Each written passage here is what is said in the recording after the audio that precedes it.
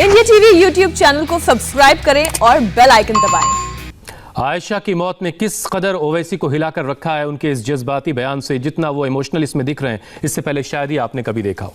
आयशा के सुसाइड के बाद सिर्फ ओवैसी में ही गुस्सा नहीं है, नाराजगी पूरे समाज में है, जिसके लिए आयशा के पति आरिफ जैसे लोग एक बदनुमा दाग हैं, गुनहगार हैं, मुजरिम हैं। इसीलिए मुस्लिम धर्मगुरुओं की अपील है कि जुमे की नमाज में मस्जिदों से ऐलान हो, खुतबों में इस बात का ऐलान किया जाए कि इस्लाम में दहेज मांगना हराम है। इससे पूरे मुस्लिम सोसाइटी में, मुस्लिम माशरे में बहुत ही ज़्यादा तशवीश पाई जा रही है कि आखिर हमारे माशरे और सोसाइटी और समाज में इतनी खराबियां कैसे पैदा हो गई कि लोग जहेज के लिए दूसरे रिश्तेदारों को मजबूर करने लगे और यहाँ तक इंतहा हो गई कि उस बच्ची ने अपनी जान दे दी, अपनी जान गंवा दी। लिहाजा मेरी तमाम मसाजिद के आइम्मा से, मस्जिदों के इमामों से ये अपील है कि अब की जुमे के खुतबे में इस बात पे तफसील से रोशनी डालें, इस बात को बयान करें कि मजहब इस्लाम में, इस्लामी शरीयत में, मुस्लिम पर्सनल लॉ में निकाह का क्या मकाम है, निकाह जो कि एक अजीम इबादत है, इस पर तफसील से रोशनी डालें जिससे लोगों को ये मालूम हो सके कि इस्लामी शरीयत में शौहर और बीवी के क्या हुकूक हैं, और लोगों से ये अपील करें कि जहेज का मुतालबा करना अपने मजहब इस्लाम में, इस्लामी शरीयत में मुकम्मल तौर पे नाजायज़ है। जहेज, दहेज जिसे हिंदी में कहते हैं, उर्दू में जहेज कहते हैं, अंग्रेजी में डाउरी कहते हैं, इस लानत ने कितनी बेटियों का घर बर्बाद किया है, कितनी बेटियों की ज़िंदगी छीनी है, ये हम पिछले काफ़ी वक्त में देखते आए हैं। हमारे साथ इस वक्त लियाकत अली मकरानी जो आयशा के पिताजी हैं वो इस वक्त मेरे साथ जुड़ चुके हैं। लियाकत अली साहब के जो वकील हैं ज़फ़र खान पठान वो इस वक्त मेरे साथ हैं। खालिद रशीद, मौलाना खालिद रशीद फ़िरंगी महली इस वक्त मेरे साथ जुड़ चुके हैं। ज़फ़र सरेशवाला जो मुस्लिम स्कॉलर हैं वो भी इस वक्त हमारे साथ हैं। अलग अलग मकाम पे हमने ज़फ़र साहब को मुखर बोलते देखा है समाज की बुराइयों के खिलाफ। सबसे पहले लियाकत साहब, आपसे शुरू करना चाहता हूं। मेरे अंदर इतनी हिम्मत नहीं कि मैं आपसे कोई सवाल पूछूं। इतना बड़ा नुकसान, इतना बड़ा बोझ आपके दिल पर है, आपने बेटी का गम आप लिए इस वक्त चल रहे हैं, लेकिन जो आपने पैगाम दिया वो दुनिया ने सुना है। एक बार फिर से आप इंडिया टीवी के मंच के जरिए बेटियों को बचाने के लिए जो आपने पैगाम दिया है, आयशा अब नहीं लौटेगी और उसके गुनहगार को जो भी सजा दी जाए उससे भी आयशा नहीं लौटेगी, लेकिन हम दूसरी आयशा जो हैं, दूसरी बेटियां जो हैं उनको ज़रूर बचा सकते हैं। उसको लेकर जो आपने पैगाम दिया है उसे आप एक बार फिर से इंडिया टीवी के जरिए दोहरा दें। जी, मैं सबसे पहले तो हाथ जोड़ के अपील करता हूं कि आप जो भी टीवी में देख रहे हैं, आवाम से अपील करता हूं कि किसी भी तरह का झगड़ा फसाद ना करें। मेरी बेटी चली गई है, उसका जालिम को तो फांसी भी देंगे तो नहीं आएगी मेरी बेटी, लेकिन दूसरी बेटियां हैं जो हिंदू है, मुसलमान है, सिख है, ईसाई है। अरे यार, इंसान है हम सबसे पहले, मजहब तो बाद में है। हमारे वहाँ बच्चा पैदा होता है, उसको पता नहीं है कि वो हिंदू है कि मुसलमान है, बड़ा होता है तब हम सिखाते हैं कि मंत्र है, ये कुरान है, ये बाइबल है। अरे यार, हम हिंदू मुसलमान तो उसको बताते हैं। आज की लड़ाई है हिंदू मुसलमान की नहीं है, और बहुत लड़े हम हिंदू मुसलमान। अरे भाई, कभी तो इंसानियत के लिए लड़ो यार, अरे कभी तो बेटियों के लिए लड़ो। कब तक मरेगी वैसे बेटियां? दूसरी बची हुई आयशा को बचा लो। मैं मीडिया से, सरकार से, हमारी गुजरात सरकार, हमारे नरेंद्र मोदी साहब से भी अपील करता हूँ कि कुछ ऐसा कानून बनाओ, कुछ ऐसी सजा दो, मेरी बच्ची आयशा का भी इंसाफ हो और आने वाली बच्चियां कभी ऐसा कदम ना उठाए। ना कोई पति ऐसी दे उसको इस तरह से उकसावा कि मेरी बच्ची है ना, हिम्मत वाली थी, वो तो औरों को हिम्मत देने वाली बच्ची थी। मेरी एमए फाइनल करती थी, कुरान शरीफ पढ़ी हुई थी, इस्लाम की जानकारी थी, नमाजी थी। ऐसा तो जालिम ने क्या कहा उस 72 मिनट की बात में कि मेरी बच्ची ने इतना बड़ा कदम उठा लिया। अरे इसके लिए लड़ो, बचाओ, मैं दूसरी आयशा हूँ। जहाँ की जो भी धर्म की बेटी है वो मेरी आयशा है। बस हाथ जोड़ के यही कहता हूँ, बस उस बेटियों को बचा लो, उसके लिए आवाज़ उठाओ, कुछ तो ऐसा बढ़ाओ कि बेटियाँ बचे। लियाकत साहब, हमारी यही कोशिश है और हमारी दुआएं आपके साथ हैं कि आपका ये गम कुछ हल्का हो सके। बेटी तो आपने ज़रूर खो दी, लेकिन हमारी कोशिश यही है कि हम दूसरी बेटियों को बचा सकें। ज़फ़र साहब, आप अलग अलग मुद्दों पर लगातार बोलते आए हैं, आप एजुकेशन पर बहुत आपने काम किया है। ये जो एक मामला है दहेज की लानत का समाज में, इसके खिलाफ क्या कर रहे हैं और क्या क्या किया जा सकता है? देखिए हुसैन साहब, मैं एक बात बताता हूँ कि ये यानी मज़हब तो बहुत दूर की बात है, और ये आयशा जो है ये तो एक सिंबल है। बिल्कुल ऐसी करोड़ों आयशा हैं, और मुझे तो यानी लानत है ऐसे मर्दों पर, यानी जो मर्द औरत पर जुल्म करता है, जो मर्द औरत पर हाथ उठाता है, जो मर्द औरत से पैसा तलब करता है, जो मर्द औरत से दहेज लेता है, वो मर्द नहीं है, नामर्द है, नामर्द है। यानी जब ये मर्द ही नहीं है तो फिर वो काय का मुसलमान और काय का हिंदू।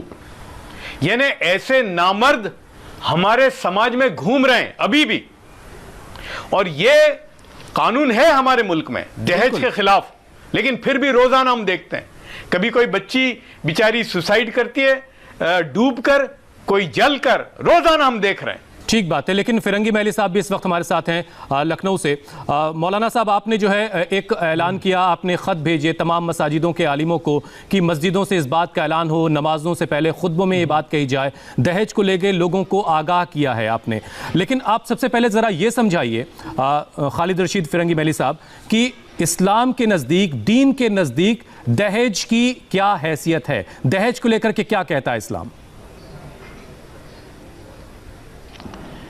देखिए, मज़हब इस्लाम में पैगम्बर इस्लाम हज़रत मोहम्मद साहब सल्लल्लाहु अलैहि वसल्लम ने बहुत साफ़ अल्फाज में बात इरशाद फरमाई है कि तुम में सबसे बेहतर शख्स वो है, तुम में सबसे अच्छा शख्स वो है जिसका कि सलूक अपनी बीवी के साथ सबसे अच्छा है। यानी पैगम्बर इस्लाम ने उस शख्स को सबसे अच्छा इंसान करार दिया जिसका कि व्यवहार, जिसके कि मामलात अपनी बीवी के साथ सबसे अच्छे हैं। ये एक पैमाना मुकर्रर कर दिया गया कि एक शौहर को अपनी बीवी के साथ कैसा बर्ताव करना है, और बीवी के जो भी जायज़ मुतालबात हैं उनको पूरा करना शौहर की बुनियादी ज़िम्मेदारी है। जहेज़ का मुतालबा करना मज़हब इस्लाम में, इस्लामी शरीयत में, मुस्लिम पर्सनल लॉ में मुकम्मल तौर पे नाजायज़ है और हराम है। और जाहिर सी बात है किसी भी मर्द को ये उसकी मर्दानगी के लिए ये बात मुनासिब नहीं है कि वो किसी के आगे भी हाथ फैलाए ना चाहे। चाहिए कि अपने बीवी के आगे अपने ससुराल वालों से ये मुतालबा करे कि उसके ख्वाहिशात को पूरा किया जाए, उसको फ़लाँ फ़लाँ चीज़ दी जाए। तो इसीलिए मैंने हम लोगों ने तमाम मसाजिद के इमामों से अपील की है कि अब की जुमे से हर जुमे के खुतबे में जो मज़हब इस्लाम में इस सिलसिले में अहकामात जारी किए हैं, जो मियाँ बीवी के हुकूक़ हैं, जो मियाँ बीवी के एक दूसरे के लिए ज़िम्मेदारी हैं, उनको वाज़े करें। क्योंकि जुमे का खुतबा एक ऐसा ज़रिया होता है जिसमें ज़्यादातर मुसलमान मस्जिद में जमा होते हैं और बहुत ही रिलीजियसली जो बात कही जाती है उसको सुनते हैं और फॉलो करने की कोशिश करते हैं। और हम सब की ये कोशिश होनी चाहिए कि इस तरीक़े का अफसोसनाक वाक़या दोबारा न दोहराया जा सके, कोई भी दूसरी आयशा जैसा वाक़या ना हो।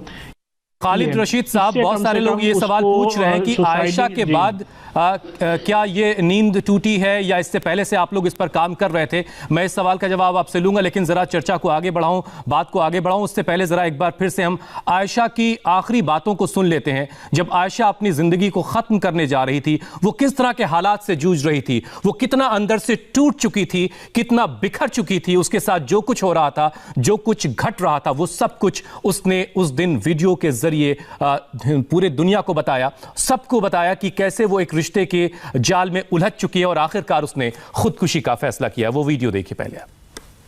हेलो, अस्सलाम वालेकुम, मेरा नाम है आयशा आरिफ खान और मैं जो भी कुछ करने जा रही हूँ अपनी मर्ज़ी से करना चाहती हूँ। इस पर किसी का दौर या दबाव नहीं है।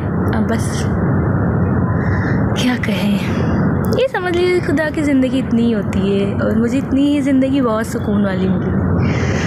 और डियर डैड, यार कब तक लड़ेंगे अपनों से? गैस विड्रॉल कर दो, नहीं करना। ये आयशा लड़ाई के लिए नहीं बनी, प्यार करते हैं आरिफ से, उसे परेशान थोड़ी ना करेंगे। अगर उसे आज़ादी चाहिए ठीक है, वो आज़ाद रहे। चलो, अपनी ज़िंदगी तो यहीं तक है। मैं खुश हूँ कि मैं अल्लाह से मिलूँगी, उन्हें कहूँगी कि मेरे से गलती कहाँ रह गई। माँ बाप बहुत अच्छे मिले, दोस्त भी बहुत अच्छे मिले, बस शायद कहीं कमी रह गई मुझ में या शायद तकदीर में। मैं खुश हूँ, सुकून से जाना चाहती हूँ। अल्लाह से दुआ करती हूँ कि अब दोबारा इंसानों की शक्ल ना दिखाए। एक चीज़ ज़रूर सीख रही हूँ, मोहब्बत करनी है तो दो तरफ़ा करो, एक तरफ़ा में कुछ हासिल नहीं। चलो, कुछ मोहब्बत तो निकाह के बाद भी अधूरी रहती है। ये प्यारी सी नदी, प्रे करते कि ये मुझे अपने आप में संभाले, और मेरे पीठ पीछे जो भी हो प्लीज़ ज़्यादा बखेड़ा मत करना। मैं हवाओं की तरह बस बहना चाहती हूँ और बहते रहना चाहती हूँ, इसी के लिए नहीं रुकना। आप देख रहे हैं आयशा की ये बातें सुन करके उनके पापा, उनके बाबा लियाकत साहब किस तरह से अब भी ज़ारो कतार रो रहे हैं। हमारा मकसद कतई लियाकत साहब को परेशान करना नहीं है, लेकिन हम उस मक्कार और फरेबी समाज को आईना दिखाना चाहते हैं। आयशा की ये आवाज़ उन तमाम हैवानों के लिए एक आईने की तरह से है। वो समझें कि बेटियां हमारे समाज में जब तक बेटी होती है तो उसकी क्या हैसियत है, और जब वो बहू बनती है तो हम उसके साथ कैसा रवैया और कैसा सलूक अपनाते हैं। लियाकत साहब, पहले तो ख़ुद को संभालिए। एक बहुत बड़े काम की शुरुआत अब आपने की है। ये बिल्कुल जाहिर सी बात है कि आयशा अब इस दुनिया में नहीं है। इस तकलीफ़ को आप बर्दाश्त कर रहे हैं, और ये सवाल जब भी आपसे पूछा जाएगा वो तकलीफ़ आपकी ज़िंदा हो जाती है। मैं उसके लिए बहुत माफ़ी चाहता हूँ, लेकिन हमारा मकसद इस कार्यक्रम का, इस शो का यही है कि हम अब किसी और बेटी को इस तरीके से मौत के मुंह में जाने से बचाएं। आप आयशा के बारे में कुछ और बताना चाहें? वो वाक़या कब ऐसा घटा जिसके बाद से आयशा की ज़िंदगी में आपको लगा कि ये दहेज की लानत शामिल हो गई है? आरिफ जो उसका शौहर रहा, उसने कब इसकी शुरुआत की? शादी के कितने दिन बाद इस तरह के हालात बनने लगे?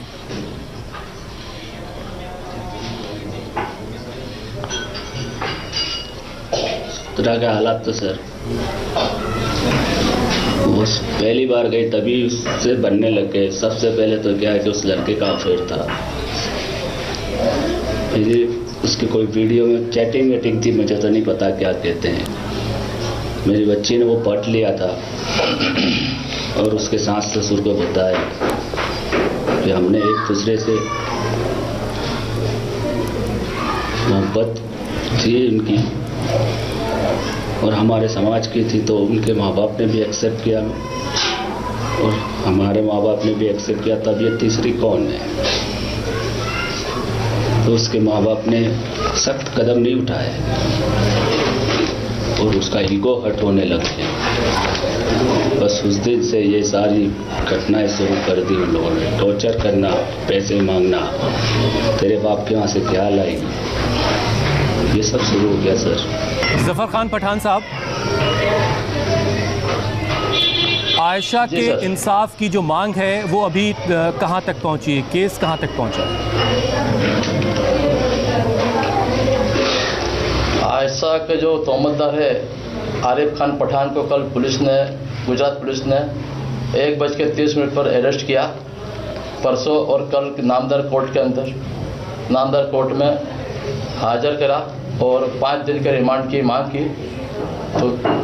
तो उसमें जो आईओ है देसाई साहब, उन्होंने रिमांड के अंदर मांगा कि आयशा का जो वीडियो वायरल हुआ है वो वीडियो आयशा ने आरिफ को भेजा था। आरिफ ने वो वीडियो किसी को वायरल किया है, वो वीडियो के अंदर कोई छेड़छाड़ की है कि नहीं की है, वो वीडियो के अंदर उसने किसी को और भेजा है, वो तपास वो मांगा। और आरिफ रिमांड के अंदर पुलिस को साथ सहकार देता नहीं है, और आरिफ ने जो मोबाइल था उसको डिस्ट्रॉय कर दिया है, उसने पुरावे का नाश कराया है। उसके मुताबिक रिमांड मांगा था 5 दिन का, तो नामदार कोर्ट ने 3 दिन का रिमांड दिया है। अभी आरिफ जुडियल पुलिस कस्टडी के अंदर रिमांड पर है। ज़फ़र खान साहब, वक्त इतना ही था, बहुत बहुत शुक्रिया। लियाकत साहब आपका भी बहुत बहुत शुक्रिया। खालिद रशीद फिरंगी महली साहब आपका भी बहुत बहुत शुक्रिया, और ज़फ़र साहब बहुत बहुत शुक्रिया। नमस्ते, मैं हूं मीनाक्षी जोशी। वीडियो और खबरों से अपडेट रहने के लिए India TV YouTube channel subscribe करें, बेल आइकन दबाना ना भूलें। जुड़े रहें इंडिया टीवी के साथ।